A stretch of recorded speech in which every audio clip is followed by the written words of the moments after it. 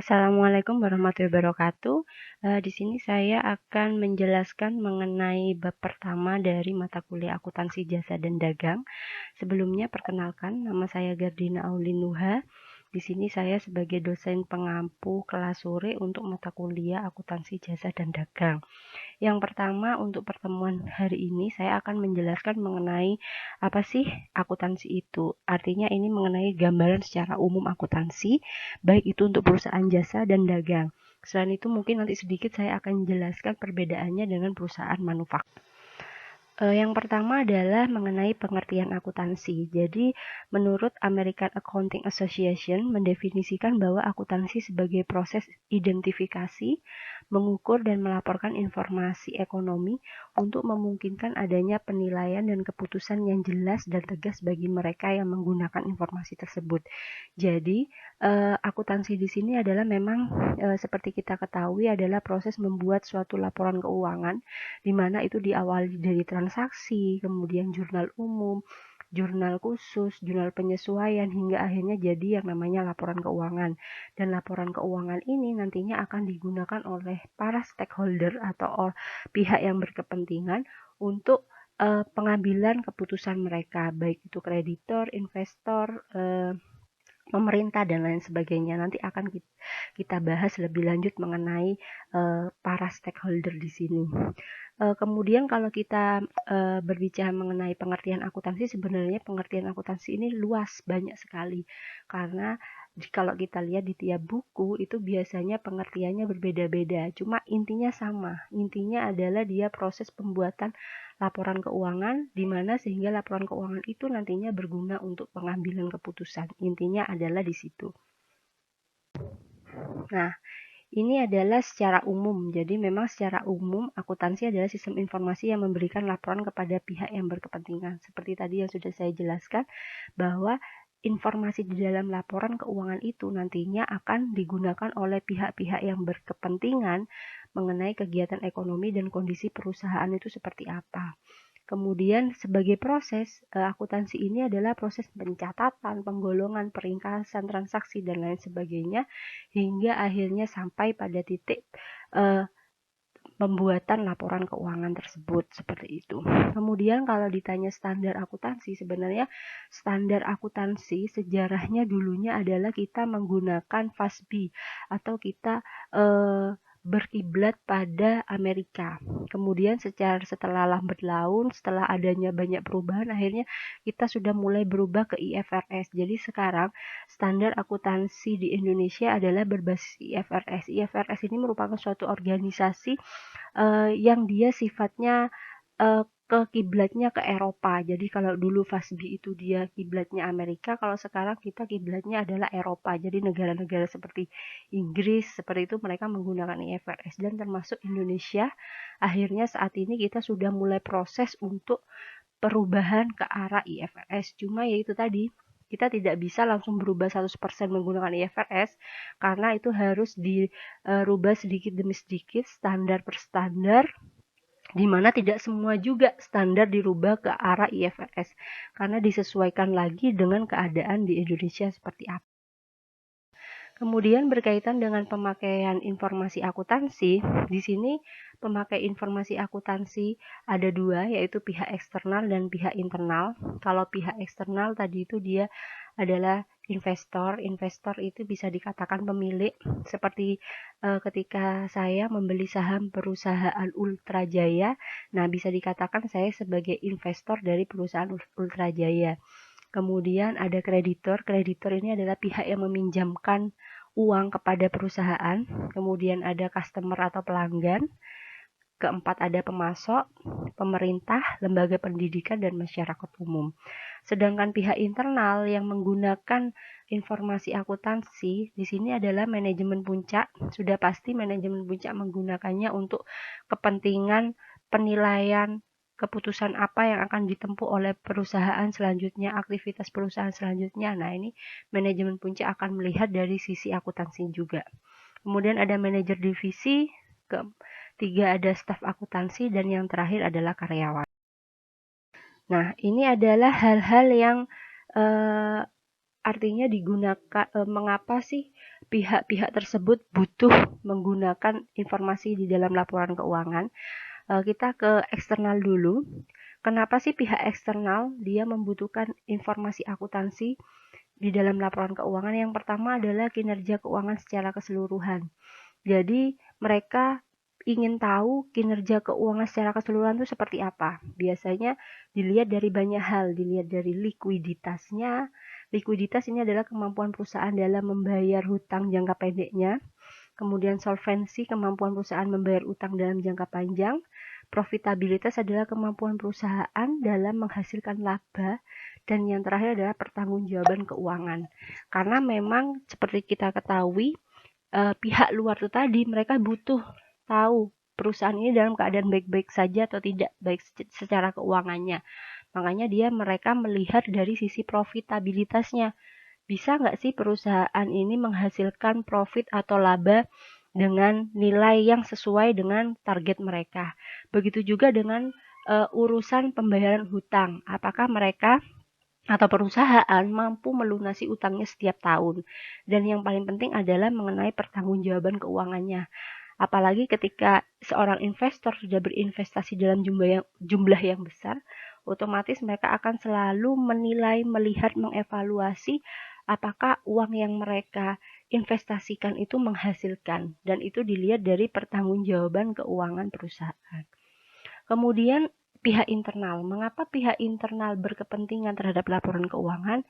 Yang pertama, perencanaan. Benar sekali. Jadi di sini perencanaan ini berkaitan dengan aktivitas bisnis apa yang akan dilakukan perusahaan. Apakah perusahaan akan melakukan investasi, ataukah perusahaan akan membangun pabrik, atau perusahaan akan menambah pembelian mesin dan sebagainya. Nah, itu merupakan hal yang bisa dikatakan merupakan perencanaan, di mana perencanaan ini dasarnya diambil dari laporan keuangan. Apakah mereka mampu untuk melakukan penambahan pabrik dan lain sebagainya, kan bisa dilihat dari laporan keuangannya. Kemudian pengkoordinasian.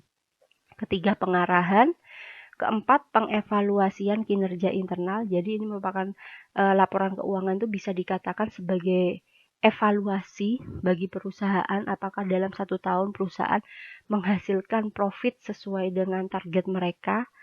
Kemudian apakah pembiayaan yang mereka lakukan berlebihan atau tidak. Nah, ini evaluasinya bisa dilihat dari laporan keuangan. Dan yang terakhir adalah pengendalian. Dari pengendalian ini nantinya akan mampu membantu perusahaan untuk berjalan sesuai dengan tujuan awal perusahaan. Jadi karena tiap tahun biasanya mereka punya perencanaan, mereka punya target, di mana perencanaan dan target itu harus berjalan sesuai dengan tujuan perusahaan. Nah, kemudian kalau ketika kita berbicara perusahaan ini jenisnya memang banyak sekali. Jadi, tapi secara umum perusahaan ini dibagi menjadi 3 jenis perusahaan. Nah, yang pertama adalah perusahaan jasa, di mana perusahaan jasa ini produk yang dihasilkan adalah bersifat jasa. Contohnya seperti penjahit, kemudian jasa desain. Nah, ini hasilnya produknya adalah jasa yang diberikan itu tadi gitu. Dimana kalau perusahaan jasa ini karakteristiknya biasanya mereka tidak punya persediaan, karena memang tidak dalam bentuk produk, tapi dalam bentuk jasa itu tadi yang diberikan gitu. Kemudian yang kedua, perusahaan dagang bergerak dalam bidang pembelian dan penjualan barang tanpa pengolahan lebih lanjut. Jadi kalau perusahaan dagang ini, jadi perusahaan tersebut mengambil barang-barang dari para pemasok dan tidak diolah lagi, langsung dijual. Jadi seperti perusahaan contohnya Indomarko atau Indomaret, nah dia kan tidak memproduksi tapi menjual barang-barang yang sudah jadi, artinya seperti itu. Jadi mereka tidak punya persediaan bahan baku, persediaan barang setengah jadi, persediaan barang jadi, itu mereka tidak punya. Jadi mereka langsung perusahaan dengan produk persediaan barang jadi, seperti itu. Nah, kalau yang ketiga adalah perusahaan manufaktur. Berbeda dengan perusahaan dagang, kalau perusahaan manufaktur, mereka adalah perusahaan yang mengonversi dari bahan baku menjadi barang setengah jadi hingga akhirnya menjadi produk jadi. Nah, berbeda kan kalau contohnya perusahaan sabun, otomatis dia dari awal bahan-bahannya sabun itu apa, seandainya bunga, madu, dan sebagainya itu diproduksi sehingga menjadi barang setengah jadi, akhirnya sampai menjadi produk sabunnya. Nah, biasanya dari perusahaan manufaktur ini nanti arahnya adalah ke perusahaan dagang yang menjualkan, seperti itu. Kemudian ini adalah beberapa jenis kegiatan penyediaan jasa, mungkin tadi sudah sedikit saya jelaskan, ada komunikasi, keahlian perorangan nih seperti penjahit tadi itu merupakan keahlian perorangan. Kemudian ada masakan, hidangan, restoran, transportasi, hiburan atau rekreasi dan lain sebagainya. Ini merupakan jenis-jenis dari kegiatan penyediaan jasa. Kemudian kalau untuk kegiatan perdagangan meliputi pembelian, pemasaran, penyimpanan, pengangkutan, dan lain sebagainya. Jadi prosesnya hanya seperti ini, mereka tidak memproduksi, hanya mendistribusikan, kemudian menyimpan, dan menjualnya kembali seperti itu. Nah, kalau bidang manufaktur ini lebih beragam, dia ada yang ekstraksi, ada perakitan, kerajinan, farmasi, dan sebagainya.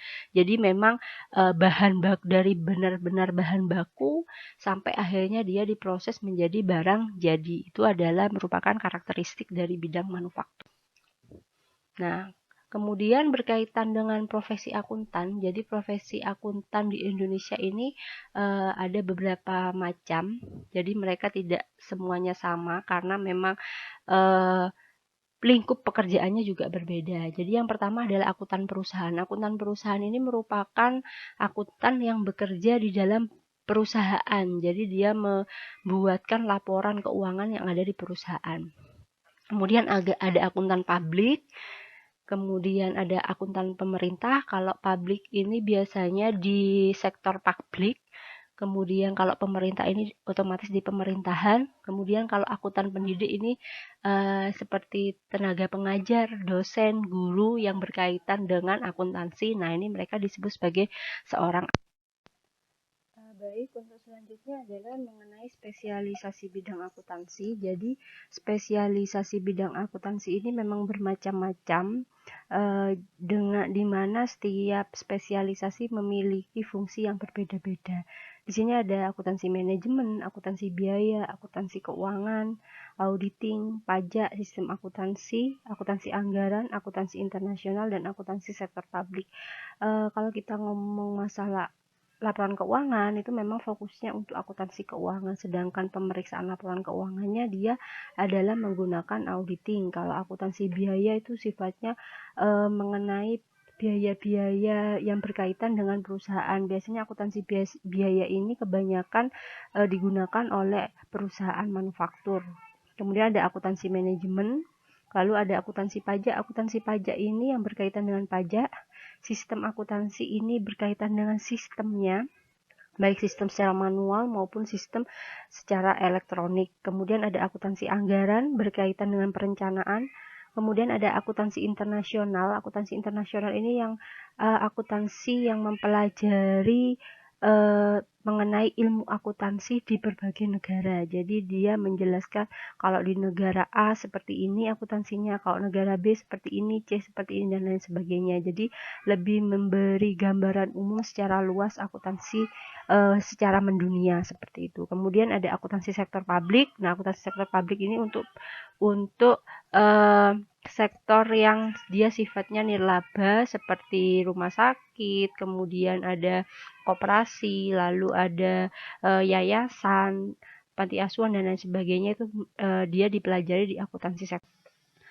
Kemudian berkaitan dengan etika profesi akuntan. Jadi memang setiap seorang akuntan itu memiliki etika yang wajib dijunjung tinggi, di mana ada beberapa hal yang diatur di sana, ada mengenai standarnya ada sendiri, cuma secara umum seperti ini. Jadi secara umum setiap akuntan harus selalu mempertahankan nama baik profesi dan menjunjung tinggi aturan etika serta hukum negara di mana ia melaksanakan pekerjaannya. Yang kedua, setiap akuntan harus mempertahankan integritas dan objektivitas.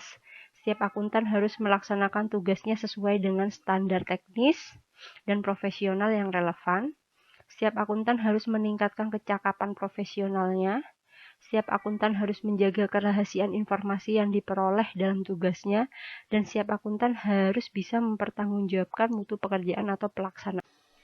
Baik, sekian penjelasan dari saya mengenai gambaran umum akuntansi.